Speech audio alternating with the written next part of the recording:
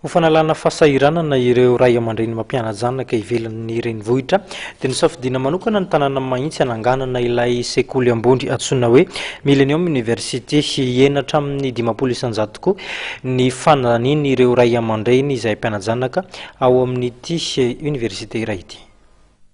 Saika ny 100 n'ireo ray aman-dreny manana fa mividy atonotony sy ireo manan-katao avy amin'ireo faritra ivelan'ny renivohitra no mandefa ny zanaka izy ireo mianatra dia renivohitra aorian'ny fahazonany mari-pahaizana baccalauréat.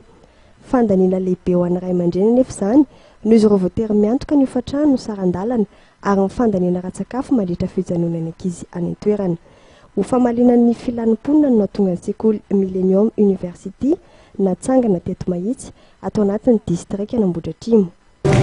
Taona no faharetan'ny maro ny fianarany izy ireo zany zao hoe dia maka ny BTS na hoe diplôme supérieur.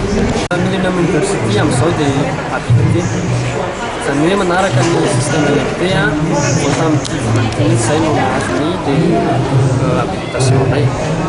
Manaraka izany dia manomboka amin'ity izay dia afaka mampiditra ny 3e année indray ka hamoaka ny ankizy azo ny diplôme licence.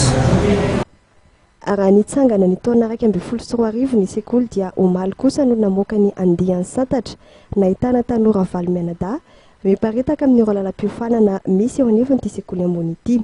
Koa satria aty ambanivohitra sika teneny mihitsy aty ambanivohitra dia tsy maintsy no jerevanay ny fahefana na ny hoe mpivaritasan'ny ray aman-dreny izany hoe efa somary nanao étude kely ihany zay mikasika an'izay zavatra izay efa nanontany misy tokantrano zay hoe raha hanao an'izao université izao zay raha misy mpiasa tena atao ohatr'izao manahoana mety amintsika hoe manahoana ny fahefa-mividy sy ny karazany.